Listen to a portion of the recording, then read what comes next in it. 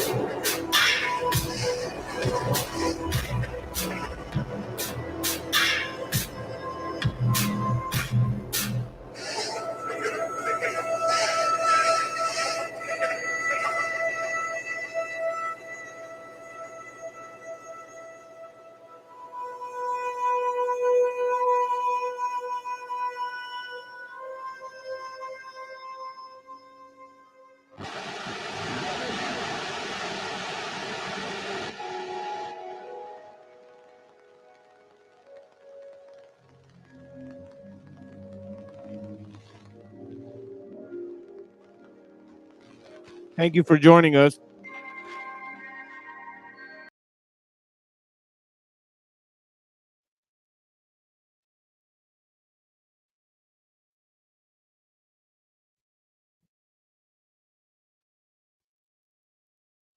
No, in an effort for.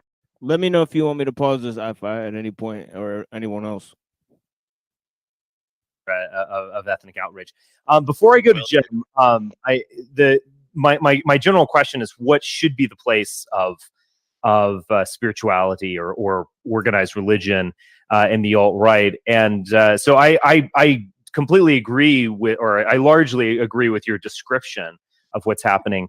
But what would you say going forward? Because I think we're all on the same page in the sense that we seem to be living kind of at the end of a paradigm. That older white America is fragmenting, breaking down. It's being pathologized, if not criminalized. But what do you see going forward? Do you come from a Catholic perspective where that is the way? Yes. I mean, the book I'm writing is about logos. In other words, we are creatures of logos. We're rational creatures. We speak to each other. We deal with ideas. And that's always the way forward. There's no other way forward other than this type of embracing this. We're creatures of logos. And obviously, this is a cult of ontological transcendence. It almost has nothing to do with Christianity, if you put it that way. You know, it's simply deistic. And it says, you know, that Plato's, you know, demiurge is basically equivalent to God in a sense, you know, because it's the worker of the people and all of this type of stuff. I think that this is a totally botched philosophy. It's a degrading of Christian theology, a modernizing of it, if you will, you know, but, you know, it sounded like in the question, organized religion got conflated with spirituality. yeah. Unless I heard wrong. Yeah, he did. Yeah, he did, of course. And this is because whether or not Richard Spencer admits it, his sort of right-wing Nietzscheanism is theosophical in a sense, you know, and because it falls prey to those philosophies of those people that were at the deathbed of Nietzsche, like Rudolf Steiner and all of these kind of guys. I think there's a quote where Rudolf Steiner said that Hitler said he was like the most dangerous man in Germany or something like that. But yeah, because he was basically on the opposite side of the occult, you know, and the opposite understanding of Nietzsche from the Thule Society. But yeah, obviously Nietzsche was in a battle against the Freemasons, as we covered on this show. It was an internal battle within the occult, you know, from Lanz von Liebensfeld, who was a former Cistercian monk and also broke off and formed his own version of the OTO, right? His own hermetical order. But yeah, And of that course, then get alt-right implies that he's a version of the right, which I've already talked about before, but we already know that answer. Not Yeah. right-wing. yeah, they subverted Nietzsche to their cause. Yeah, exactly. Yeah, I'd go along with that statement for sure. You know, but that's the problem with philosophies, right? You know, people shouldn't produce. Maybe people ought not to produce philosophies that are susceptible to being abused in such a way, right? Such general notions. We don't want to blame the philosophers, but you know, they write in such general modes, you know, and their ideas have great influence, you know. So what can we do about that, right? You know, was it Nietzsche's fault? I mean, you know, who knows? I don't personally blame him, right? But yeah, it's really interesting, isn't it? Let's go.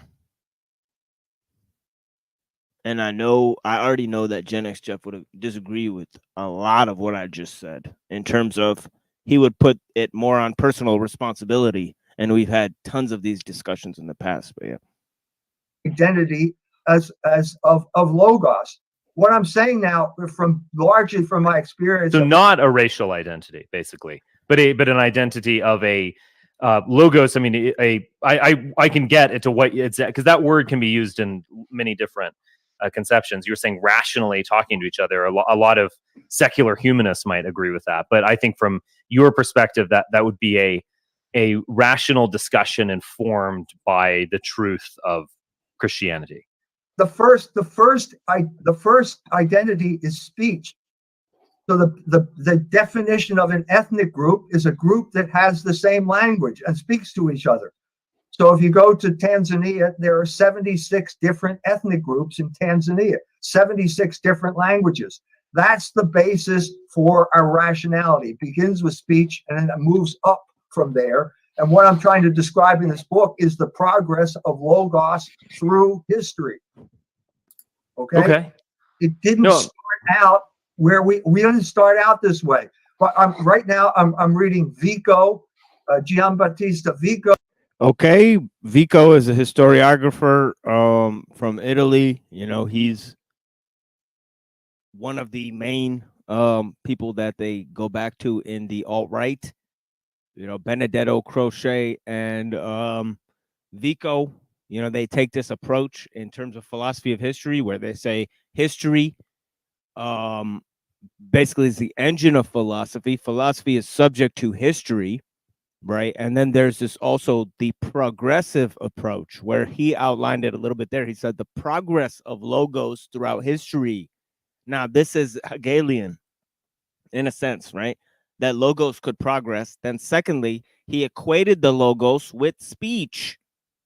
And we looked at earlier that this is what the sophists did. This is not a Platonic understanding of the logos, right? If the logos is transcendental, it cannot be equated to mere speech, right? He equated it to speech. He said logos is speech, language, right? That's literally what he said, you know, but yeah. He should know better than that. Yeah, logos cannot be transcendental. We talked about that because it's equated with God. Logos was God, right? So it can't be the transcendental forms. You know, it has to be with the craftsman, right? You know, so you know, logos has to be an active principle, an active creative principle, right? You know, so this is a key aspect of these things. But yeah, obviously we saw how the sophists defined logos, right? They defined it as words. Gorgias defined logos as words. Okay.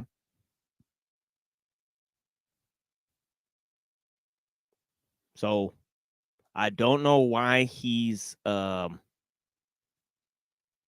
you know, degrading the concept of the logos, if you will, if he's coming from an aspect of Christian theology, right? Why is he turning it into this Hegelian conception? The anti-Cartesian, anti-Enlightenment thinker, and he has come up with, I think, a very persuasive understanding of how Logos moved at the beginning of history. It's basically people, it's after the fall, people are running around in the woods by themselves.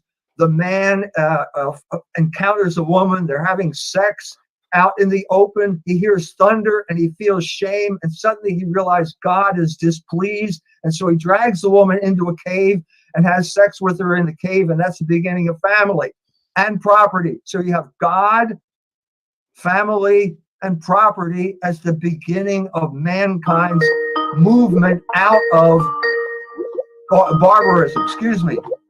That's fine. Sorry. I'm back. What? Oh my God! Did he put property in there? He said God, family, and property. Am I not? I didn't hear happiness, I tell you that. Yeah, that's interesting that he put property in there. Maybe I'll go back a little bit. See if that's possible for me to go back a little bit to hear exactly what he said, because it'd be interesting, because I'm sure our friend iFi would chime into that. Of mankind's movement out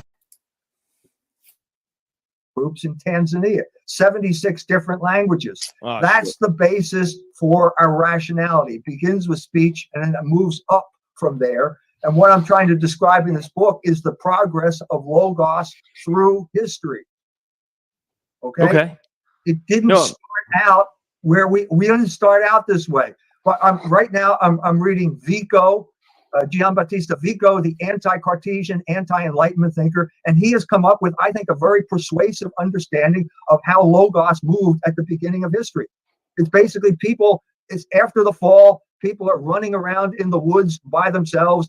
The man encounters a woman, they're having sex out in the open. He hears thunder and he feels shame. And suddenly he realized God is displeased. And so he drags the woman into a cave and has sex with her in the cave. And that's the beginning of family and property. So you have God, family, and property as the beginning of mankind's movement out of barbarism.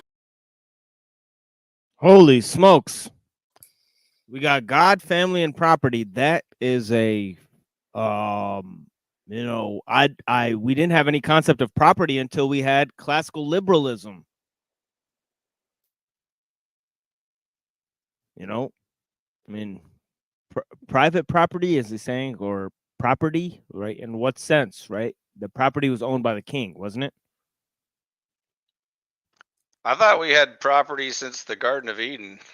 Yeah, see, I disagree with that, right? Property in what sense, right?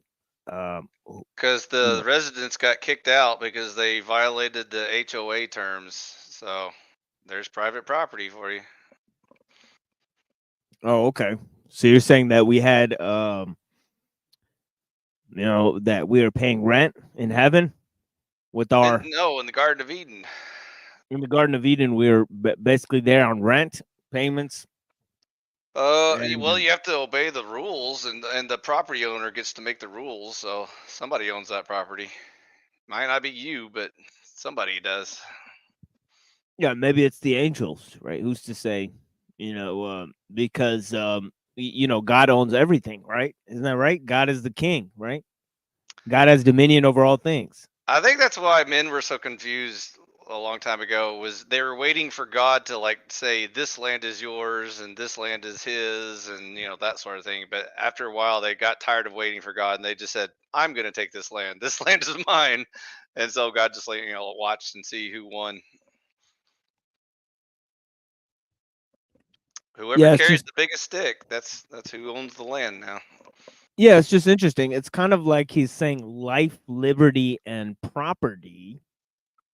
And that seems like it's John Locke from the two treatises of government, as we've discussed, and not something that's found there in the Bible, right?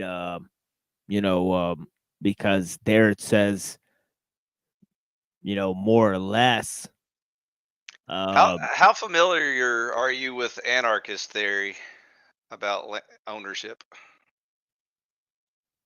I guess I'm as familiar as as anyone is. So I think most humans agree, like, even if you're born into a country or whatever, you're not automatically subscribing to that country. And so I think most humans agree that we're kind of like free willed, and we can just claim any territory that hasn't been claimed yet or whatever. Or even if some territory has been claimed, if you can just, Well, you're talking about like tacit consent.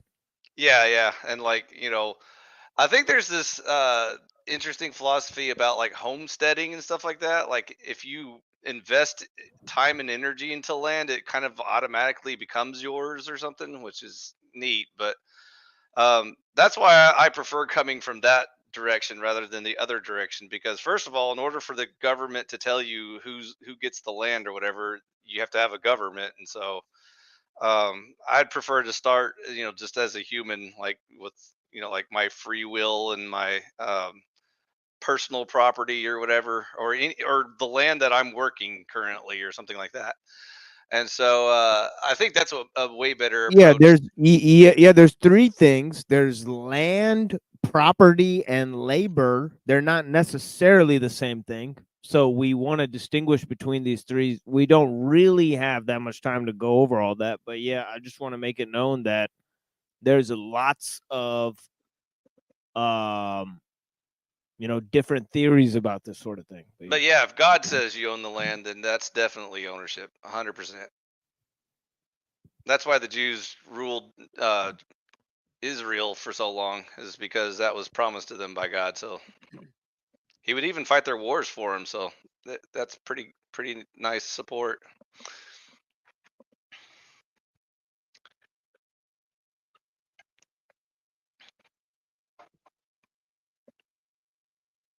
Excuse me. That's fine. Sorry. I'm back. I'm sorry. Someone just called me unexpectedly. It happens. Don't worry. So anyway, I'm saying this is the beginning. And in a sense, you've got people now who let's take Scandinavia. Okay. The Scandinavians are all Protestants. It was a Protestant church. There was a Protestant revolution. It took over the place and now it's dying. And the people don't have an identity anymore. And so they're looking around for an identity and they're trying to find it in some type of stage of religion that is now obsolete. You can't go back to that obsolete understanding of God that these people, these Vikings, at some point believed sincerely. We can't believe it sincerely. They could, we can't. You can't go back. You got to go forward. But you go forward to Roman Catholicism. Absolutely. Absolutely. I'm saying that there is an organization that has been successful in the past. It still exists and it can work. It can manage these difficulties. For example, how do you deal with competing ethnic groups? How do you adjudicate between competing ethnic groups? How do you adjudicate a group like the Jews? How do you get along with a group like the Jews? Now, that's a real difficult question. But the church, as I said in my book, Sicut Judaeus Non, the church did have a modus vivendi of even dealing with the Jews. So I'm saying it's there. It's the Logos is there. It's just a question of, are we going to implement it or not? Or are we going to go back to some type of obsolete understanding of a Logos that doesn't exist anymore? Okay. I'm glad I started with you because you put a lot of positive assertions out there, and I think we can start to respond to them. So, Jem, you're next. Same question. You can pick up on any thread you want, but what is the role? I would say, to put a finer point on it, what should be the role of Christianity in the alt-right or any nationalist movement? I don't think it has any role as far as obsolete. I think the Abrahamic religions are obsolete. I want to note the common ground I have with Dr. Jones here. We both went to Temple University, are both from Philly, are both Irish. The war, well, okay, I think he conflated ethnic identity with religious identity. Religious identity is a philosophical identity. I don't think that cuts as deep as blood. Here he goes. Steve King, Representative Steve King, was not admonished by Congress for declaring he was Catholic. He was for saying he had no problem with white supremacy or white identity at all. There's a soft war on Christianity in the West. I acknowledge that. You're allowed to make fun of them, whereas you're not allowed to make fun of Jews or Muslims. There's a hard genocidal war against Christians in places such as the Middle East, but that's a whole different war. I just checked the stats. 75% of Americans identify as Christian. The increasing numbers are among people such as Mexicans, which have hardly any, like maybe they have some Castilian Spanish consanguinity with white Americans, but that's about it. I don't think Christianity is ethnic, and as far as Christians, Protestants, and Jews, there's that 25% now that is none of that. Increasingly, there are Muslims, atheists, pagans, whatever. I'm not religious at all. I consider myself agnostic. I think the main problem here is the conflation of ethnology with Christianity, or religiosity. Two entirely different things. The war is on whites. The war is a biological one, and it's a demographic one. Around the world, Christians are on the increase. Whites are on the decrease. I think nationalist movement should be ethnic and not religious. I think religion should be a personal thing, and I think my observation post-Charlottesville was a lot of people got scared and retreated into Christianity because they got afraid of racial politics. They thought it was wrong, and I don't. If you watch what happened at Charlottesville, in context, what was wrong was what happened to the people who tried to march there. Interesting, because it seems like Goad was reading off a script. Hear that tone of voice he was doing. He was definitely texted out everything on a text pad and read line by line what he has to say. And Goad has said before that he has some level of autism or Asperger's. So I don't know, that's probably just a joke and just a part of trying to prove other people wrong, and he's a sadist for enjoying that. But I think it's very peculiar that he's saying the party lines of Countercurrents right there, that Countercurrents wants to believe that there's white nationalism and all that. And yes, it's true that there was a Christian contrarianism to hide racial interests. But again, it's a little too arrogant to say that there is no racial interest in Christianity, because remember, Christianity came from Judaism. Judaism is for Jews. That's a racial ethnogenesis. So when you talk about Christianity, it's definitely coming from some pagan European interest of being pathologically altruistic and sacrificing yourself for a nuclear family. To me, that creation of a modern Christianity is coming from admixture European people, which Michael Jones has stated. So to deny that, it's like Jones wants to say that Christianity is liberalism, which he is correct. However, I do think that his answers seem to be this forefront, let's just be decadent liberals and go against all authorities of sorts until we're anti-status libertarians. I don't think that's the answer at all either. Again, I think Goad just wants to bash on something that isn't cool and try to make a hipster stance on it by saying these things. So it's so true that months later, when it was Greg Johnson debating E. Michael Jones, if you read in the chat box, Jim Goad did nothing but insult Jones because he's such a sore loser. It's not just being a sore loser, it's a part of his character. He has to uphold this character like he's a hostile skinhead sadist who enjoys hurting other people's feelings, because that's what he likes to do. It's not an argument, it's a subcultural stance. I never understand the whole connection between race and Christianity. So, which race are we talking about when we're talking about Christian ideals? So Jones believes you have to focus on a white race. And what Why that white race? Is Jesus white? he thinks that they're Jews, and Jones is a part of Goad is a part of Countercurrents, white nationalist organization. He believes that all admixture European people are white and they should all help each other out for a generic white brotherhood. That is something Countercurrents believes, and that's what Goad is peddling in. He's reading off a script. Michael Jones says, no, that is a distraction for malaise-ness, as said by Emil Durkheim, and he said that we should, and because Jones is Christian, he thinks in terms of religion. So Judaism is a religious byproduct of being Jewish. Christian is a byproduct of, being American. It's a cultural anthropology thing. But again, the debate here, quote unquote, is not really a debate. You're just hearing two sides of Jones, who's a radical Christian criticizing Judaism, and Goad, who seems to be a old school skinhead white nationalist that wants the subculture and doesn't like Christianity because that's what you did in punk rock culture back in the 70s and 80s. So again, I think there's two different visions of it. But again, I do think Goad is peddling in liberalism because, again, it's just another psychological operations to just say, you are white, you're Malays, you have to be on the same team of being right and to say the enemy is bad. And the problem with that is that it's just upholding some kind of subcultural cell.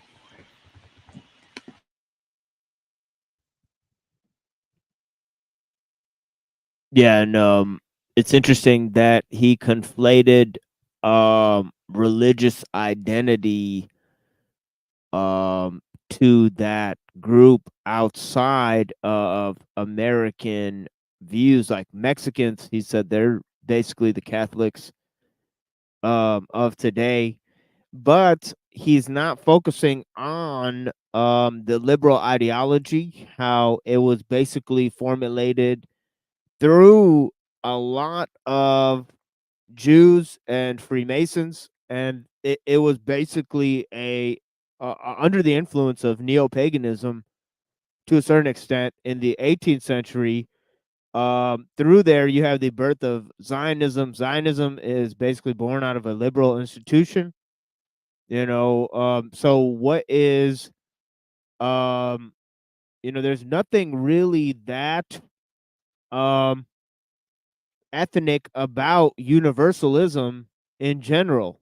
It kind of came out of different parts of it comes out of a sort of historical movement, this sort of world spirit of Hegel that sort of marches through history, the spirit of progress.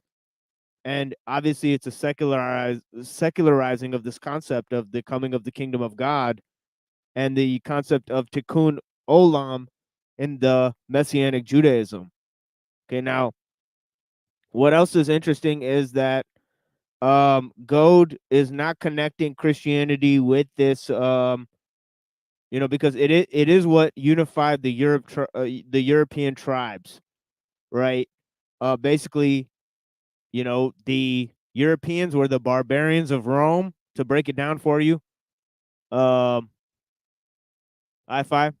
and you could look at Edward Gibbon or other people, right, who make this kind of argument that the Europeans were the barbarians of Rome, You know, when the Roman Empire broke down, the church was the main institution, right, that then spread to Europe, right? This was mainly because of Paul going to places like Spain and Macedonia and all those types, Hmm.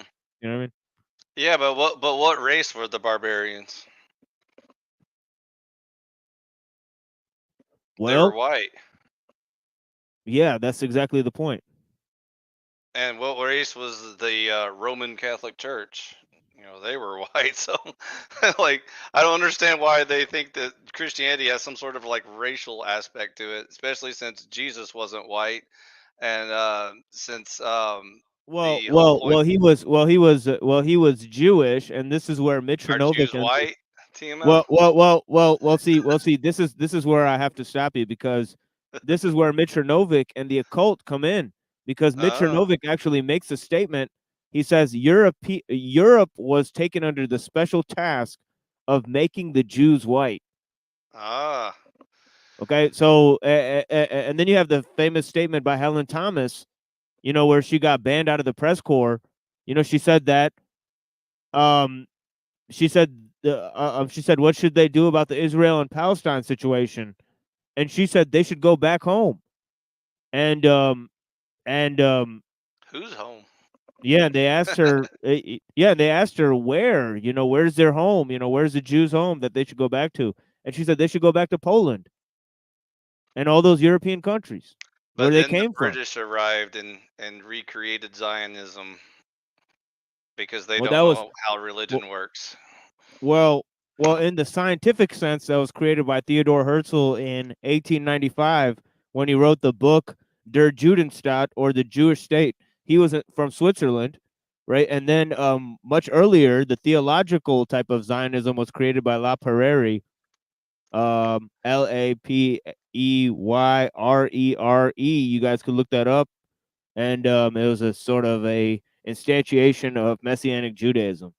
But yeah, anyways. I guess you can make the argument that Britain was actually not counting on, you know, the state of Israel actually forming, and they were just trying to get the Jews out of Britain and Europe or whatever. But that's kind of a weak argument, you know, showing how much they, you know, helped built the infrastructure and support them, and then handed it off to the Americans who were even more retarded. But anyways, um, but yeah, that's where I just I already lose interest in that topic. But again, I don't see where even Spencer has any, you know, discussion concerning his, you know, racial prejudices and what that has to do with Christianity. Because again, like I said, I understand like you know, there are certain people in America that feel like in order to be American you have to be white and Christian or whatever, or in order to be Christian you have to be white or whatever, which makes no sense at all because there's lots of black Christians and Asian Christians and you know, so and plus that was the whole point of Jesus' message, was that he was ending the racial purity of Judaism, which was,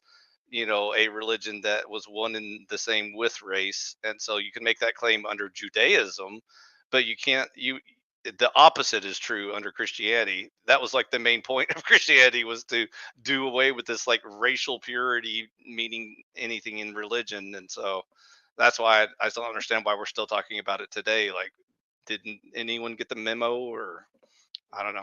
Maybe it's just me.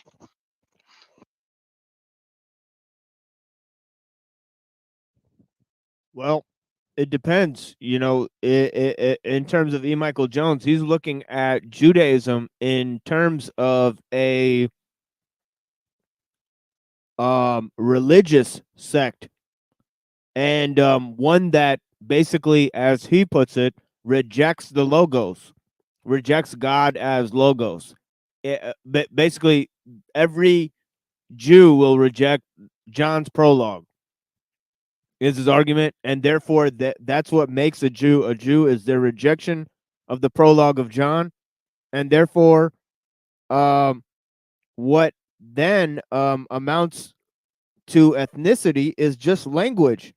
So he says that race actually has nothing to do with um, you know, our cultural struggles. It's actually language or ethnicity. But anyways, so he has this way of reducing the terminology to different questions.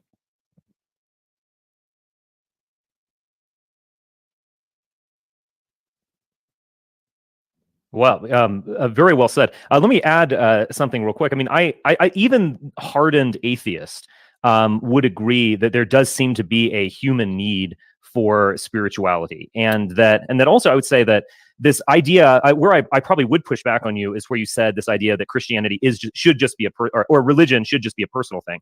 I think that's a kind of very you could say postmodern, at the very least Protestant concept. The fact is, communities of any kind are shot through with belief, whether it's explicit or implicit or organized or consensual.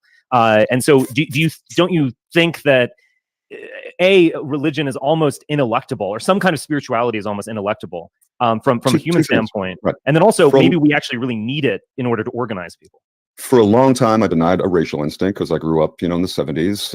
That wasn't supposed to be a thing. I think there is a spiritual instinct. I think it's manifest all over the world, and you can't deny that. And there's no atheist in a foxhole. Under times of extreme duress, I've reached out to something out there.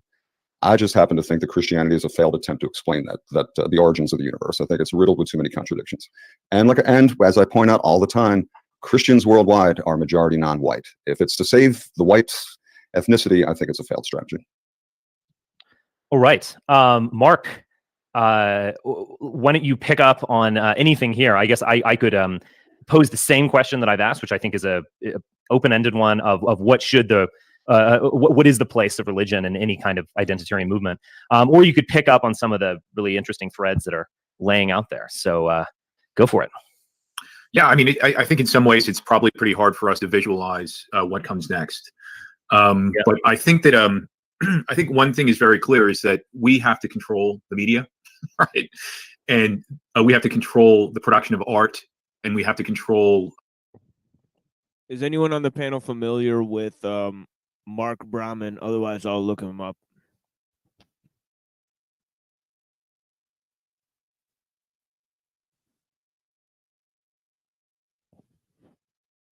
Okay, I'll go ahead and look him up.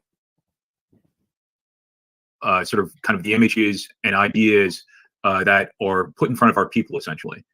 And I think that that's just objective. And I think that religion in its kind of most basic form is essentially what I'm describing right now. It's essentially, controlling this media, controlling this art, controlling this propaganda. And it becomes a way of encouraging good breeding, effectively, right? Whether that's, good moral behavior, or that's just a kind of, positing sort of more eugenic types as attractive breeding models for, media disproportionately affects women. Women are more easily swayed by media and by religion as well, and by symbols of power in general. So I think that it just becomes a very important thing. And so what I would imagine is,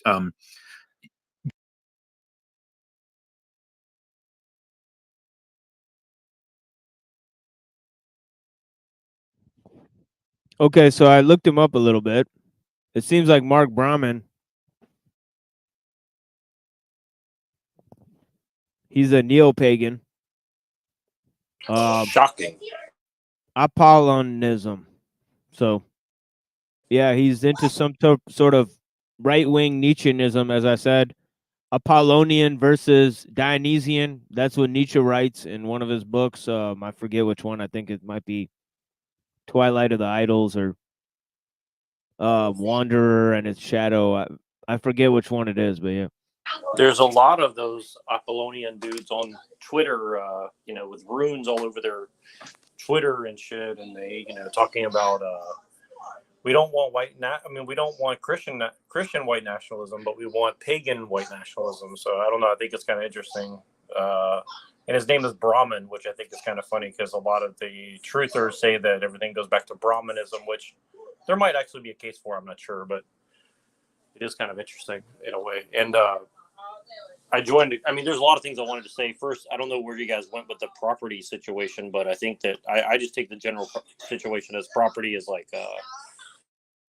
you have to assume property just like you have to assume is ought just to have a conversation. So I think that what he's saying is true. Like if you're saying like when men fell from the Garden of Eden, that's the beginning of family and God and property. I guess you can make that argument too, but I think it's kind of like you have to. I mean, a property just means like you own yourself, you own the consequence of your actions, you own your words, you own your thoughts, essentially.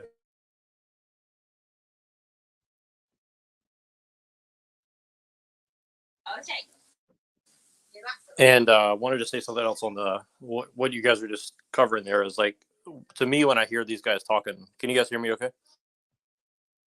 Yes. Yeah.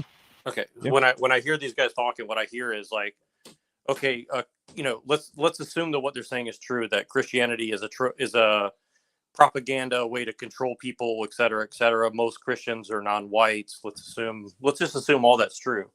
This is kind of what I'm saying when it's like truth just for the sake of truth is like a weapon, because let's assume that they're right, that all this stuff is true and that all this is propaganda to control people. Well, the last thing you would want to do as a white person who wants white nationalism and dominance over the world is you just say it out loud and then tell everybody who's listening that it's a control system, and then give up that control system both for your own people to organize them and also for controlling people who are outside of your group of preference. So to me, it's like what they're really not saying that bothers me the most is like I call it like the Trojan horse thing, and Pilliter keeps reminding me about this thing, because it's like they're like giving you some truth, but then the one thing they're not saying is like, well, the elites would obviously get ahead of you waking up to religion being a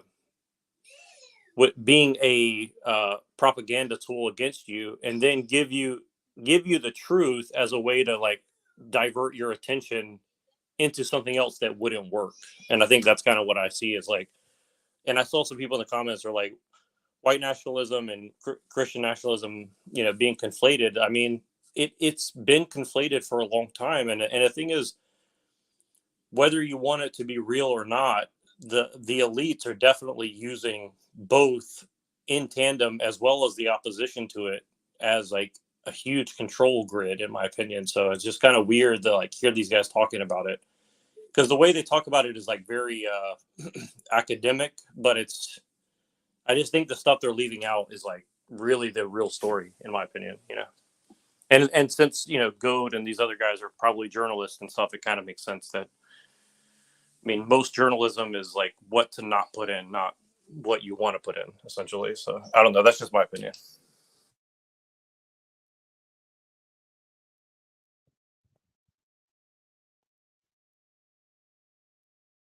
Going forward, I think something more ideal would be something more similar to a kind of Greco-Roman religion, where you basically have these racial models. Okay, there's this paganism there. He said we need a Greco-Roman religion, and essentially he was also talking about art and symbology. So that goes into the Jungian sort of mainframe there.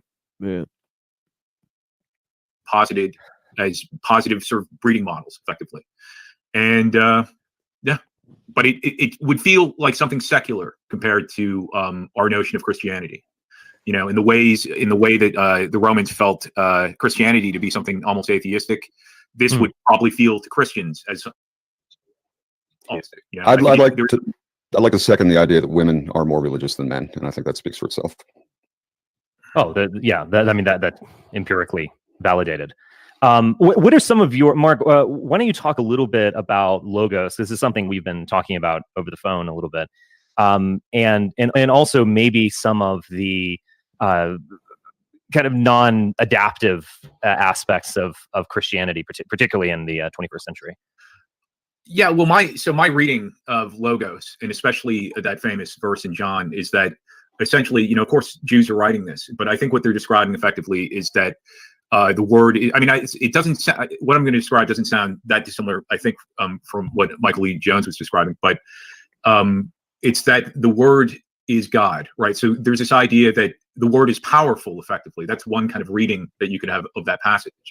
And I think that is borne out in a very powerful way by Jews themselves. I think that they use language, and they use logos, and they use symbol in, frankly, a much more sophisticated manner than we do, right? Now, I think that it's a bridgeable gap, and I think that that's going to be part of our process going forward, is kind of learning this technology and sort of becoming masters of language and symbol in a way that surpasses our rivals. That's kind of the long and short of it, I suppose. Okay. You guys should feel free to jump in. I don't need to moderate anything. Dr. Jones, do you want to respond to what's been said? Do you think Jews are smarter than other people? I didn't say I think Jews are smarter than other people. I just said that their use of symbol and language is more sophisticated than ours. And I think part of that is because they have a very sophisticated religion, which basically constitutes a kind of shared symbol system. And because of that, they're in art, they're able to encode art in a very kind of cunning and powerful way that makes their art and propaganda very potent. You know, they're always kind of using kind of these subliminal messages in propaganda and art. And in a lot of ways, I think it's imitable. Yeah, I always, in these circles, I always find this kind of hidden admiration or subtle admiration of the Jews because they seem to have higher IQs or something like that. Yeah, I think that is a interesting response to Nietzsche, because he says that the Jews were responsible, and actually a single Jew was responsible for the revaluation of all values, the overturning of the Roman ideology, basically he does say that this was a act of ideological subversion of the greatest magnitude and one of extreme cunning. So he actually talks about how the Jews are literally responsible for some of the most cunning deceptions ever crafted by mankind. And that means that it's very, very, it's putting a lot of credit to their way of thinking, right? It's putting a lot of emphasis on their way of thinking, and it's giving them a lot of power. So, the first thing that E. Michael Jones really says is that, hey, do you really think that they've been able to achieve this? They're actually as smart as somebody like Nietzsche thinks that they are, right? That they've been able to use symbolism in such a way as to overturn all of the Greek philosophy and the Roman system and all of that stuff. Whereas E. Michael Jones would argue that it is the church that has actually preserved these systems, of the Roman political system and the Greek philosophical system. I have a 3-word refutation of the myth of Jewish intelligence. It's Yuval Noah Harari wrote a book called Sapiens, one of the dumbest books I've ever read in my entire life. And he's being promoted by the Jewish establishment as the greatest genius since Einstein. This is not intelligence. The Jews are good at cheating. That's how they got into Harvard. This is, I find that we're internalizing the commands of our oppressors here. We're trying to be better Jews than the Jews are, when what I'm really proposing is something completely different. I mean, somebody talked about we need a God that will preserve the white race or something like that. You don't need a God. When you have a God that's there to do your bidding, it's not God. Okay, that's not what the Logos is. The Logos is the order of the universe, and it's your duty to conform yourself to that order. It's not God's job to conform himself to your particular project. That's doomed to failure. And so what I see here is this type of failure across the board, this lack of identity. The biggest triumph that the social engineers had in the United States of America in my lifetime was convincing Irishmen and Italians and Poles and Germans that they were white people. What that meant was they had all lost their identity. And I'm saying it did happen. I'm not saying that it didn't happen. It did happen. Okay. And the place where it happened was the suburbs. My father's generation, all those Catholics came back from World War II after spending years in uniform, and they were programmed to conform. And the way they conformed was by leaving those ethnic neighborhoods and moving to the suburbs and becoming docile servants of the American empire, or white guys. White guy in this instance meant that they had lost their identity. And I'm saying, we have to get back to some type of identity. And the only identity that's possible in America is a religious identity. That's why I mentioned the triple melting pot. The other identities are not going to work. Well, aren't you quite literally, conforming to the dictates of your enemies by being a Christian? I mean, you can say that God is outside of all of these things and he's above us, but I mean, at some level, this is an Abrahamic Jewish invention.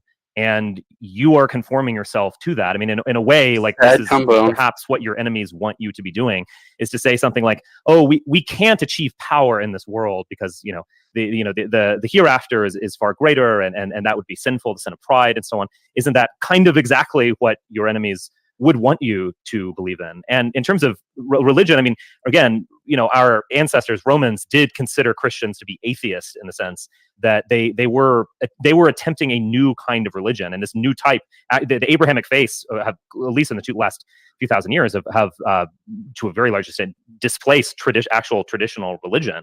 But for another person, an ancient person, some of our forefathers, their By the God way, was an before we get too expression deep, of their own power.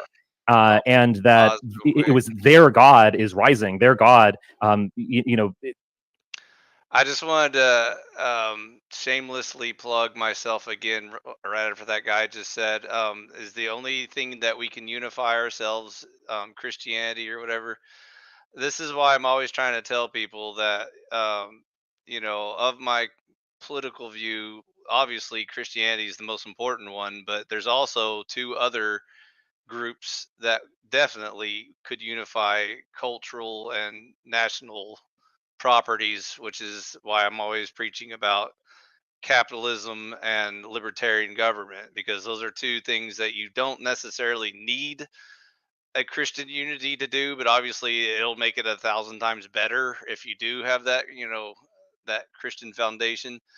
But obviously you can approach it even from like a secular point of view or your own personal religious view, as so long as you agree to those other two pillars. And so it's a shame that these two gentlemen aren't even able to conceive of the idea that there may be other things way more important than race that would be able to unify people. But I think we already know that, as much as I love to preach my gospel, no one's interested in my message. So that's why I quit preaching it. Which brings me to the final funeral episode, which like I said, hopefully Pill Eater will be able to chime in on that one, and Machine Lies. I'd love to hear your thoughts as well as to, is it even relevant anymore in modern day discussions? For what exactly? What's The relevant? death of the Libertarian Party, because that was the other major pillar of Well, speakers. I've listened to this podcast before with because it's an old one. I remember it came out, so I'm really up to date because I know the whole domino effects. It's later on, Jones, he publishes on BitChute now, and they bring up what happened to Jim Goad, and then Jones says, "Well, Jim Goad is a repressed gay who hasn't found the word of God, and hence he's been mad." But Jim Goad just puts pity parties all the time when he doesn't have a right result, but that's his character. So I think Goad does come from a place of libertarianism, which is basically just I'll use the word, a right version of liberalism. I know it's the left. I know the left-right table, so that's why they're very careful. An alt-right version, perhaps, Pill Eater? Maybe. I mean, I'm just trying to tiptoe over the landmines here, but I'm saying is that he was kind of like an edgier libertarian where he was, trad-centric about it. Right. But he's just like left, if that makes any sense. He's just like a left-wing version of this, and he's really just a liberal, and it doesn't matter what he is because he just wants the same leftist shit we have now, and everyone knows that. And so the problem is he really hates religion. He really just wants everyone to be in Hollywood and New York being decadent idiots, and that's what he wants. I mean, I would say it's just a ruse for something else, for like gay people or something. I don't know, like gay decadent Athenian people in power. As for libertarianism, again, ethno-nationalism relies totally on that pillar. So much that without it, I think ethno-nationalism will fall in all of its arguments, because the only thing, its only crux is just edgy libertarians of the Ron Paul party. And once those people are out and grown up, they're just going to be something else. Because I don't know if Zoomers or Gen Z or Gen A are going to make a new generation of libertarians, because they'll see through the flaws that ethno-nationalism is solipsism, that it's just an extreme version of a... I thought the natural pairing of ethno-nationalism was authoritarianism. That too, but I'm coming from the lens that the bull terriers in the basement. Walter. Even the dog agrees with me, saying, The "Get Walter, that shit out of here." the Walter is barking. You would say that. I would like to put the camera. Maybe I could put the camera on so you can see him, but just got to go outside. But But going back to our little fun discussion of left and right, everyone knows alt-right is code for batshit crazy extreme left wing. They go so far left wing that they circle back onto the right wing because no one could ever imagine that they're Walter. actually left wing. Walter. Hey, doggy. Hello, Walter. doggo. Oh, Walter. Walter saying, vote Phi, Emperor of Conservataria. I agree, Walter. Smart dog. He's a bull terrier and he's mad. Walter. Clever girl. Yeah, bull terriers are really smart. They're just he's on the bed right now, so I have to get him up, but nothing. He's just on the bed right now. But anyways, I think there are things to unite people, but I think no humans are smart enough to figure out what those important things are. And so even though there's like 3 chances, humans can't figure out any of them. You know, it's like, is it race? Is that what we're all supposed to unify under? You know, and so that's why I find these discussions just mind-numbing, because I'm like, first of all, what does this have to do with, like, you know, religion or anything? And Well, the religion is just this kind of. They're still in this kind of 1950s era where it's like religion was just to keep the bourgeois family alive, and we're moving on from religion because liberalism and transhumanism is replacing it. yeah, I mean, there are definitely racist religions. Like I said, we pointed out Judaism, and everyone That's knows. what I brought up like 30 minutes ago. I began the argument. Jones is saying, listen, you need to have religion. It's a natural cultural anthropology thing. And it's true, Judaism for Jews. But then Goat is like, no, that's not possible. But it's like, no, Christianity, there's some European pathological altruism and pagan interests that evolved through like Roman idealism. So it's like, you can't really say that. And it's like, there's different like African Christians and like, you know, it's just the culture, right? That drastically changes what's the priority in their values, and you can And see Native American Christians and Indus Valley Christians and right. So like Norwegian Chinese Christians are going to treat Jesus more as like a Buddha type than they ever would a savior, and that's going to conflate with the Jewish European back philosophy. I could be right back. Ironic, because Buddha was trying to escape the racist religion of Hinduism. So see, it's funny how, you know, it's all the same stuff. We just keep doing it over and over again, but humans never learn their lessons. But anyways, so there's another good example of a racist religion for you. If you want to look up one of the most racist religions, Hinduism is way more fun than Judaism, because at least Judaism was like internally consistent with their logic and stuff, even though it got weird, you know, during the later revisions. But Hinduism was just a barrel of laughs if you ever research its full cultural history. But anyway, That's why we have Buddhism that kind of tried to say there is no caste system and everybody belongs in one egalitarian caste. we are all one with the. And that's why the karmic Buddhists and circle. Hindus, it went to war. It's like, no, you're not. It's kind of, again, the same egalitarian versus inegalitarian argument even shows up in East Asian religions. But anyways, we're still gonna do the funeral for liberty, so it's dead and gone. We'll do that later, but for now, it's disappointing that again humans can't ever figure out any alternative, you know, good answers. Well, again, I would say it goes back to ethno-nationalism and solipsism. In other words, if all libertarians became ethno-nats, then what does ethno-nationalism provide? It provides solipsism, whatever you want to say it. It just means only you exist and there is no external world. Just focus on yourself. Everybody does not exist.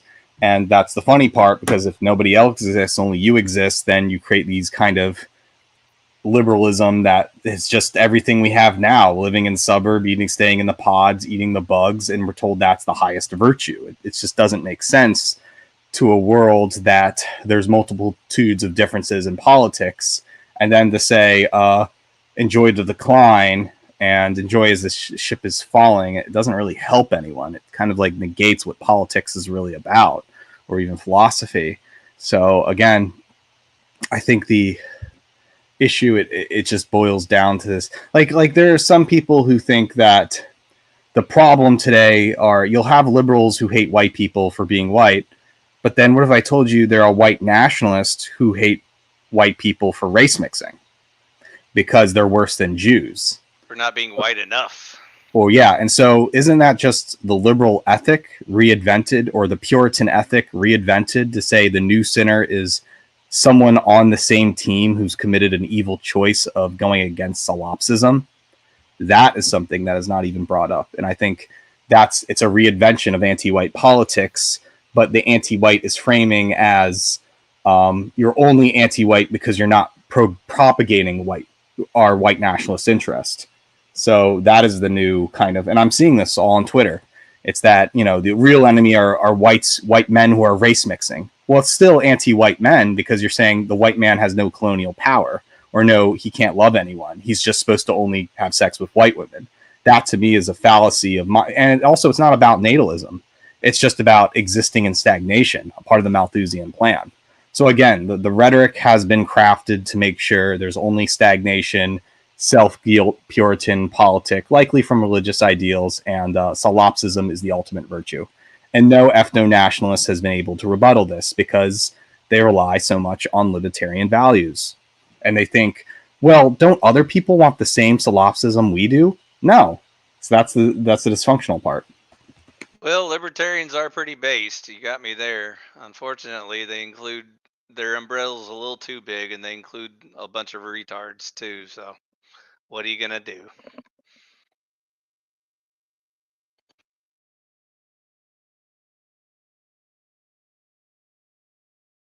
What up, Joe Cool? Again, as an expression of their communal abilities to exert power in the world. And it does, I don't know, I guess I've just personally, I've always been extremely skeptical of all of these, again, supposed biblical wisdom about, man makes plans and God laughs, and, the sin of pride and so on. I mean, we want a God that is an expression of our power and dominance on this planet. And you can just say that can't work, but yes, it obviously can. This is the traditional way that religion has worked. It's actually the Christianity that people have now, which is kind of foreign and strange. This idea of again, so many white people genuinely believe this. I don't think this is just some disingenuous trick they're playing, or it's hypocrisy. They're saying one thing, doing another. They genuinely, authentically believe that what it means to be a Christian is to give up your race and identity and give away power. What it means to be a Christian is to bring in the entire world. What it means to be a Christian is to step aside and allow the weak to rise. And I mean, that is you can say that that's heresy or that's wrong. You have a different understanding, but it's still not getting at the phenomenological truth that is an authentic spirituality for millions of white people.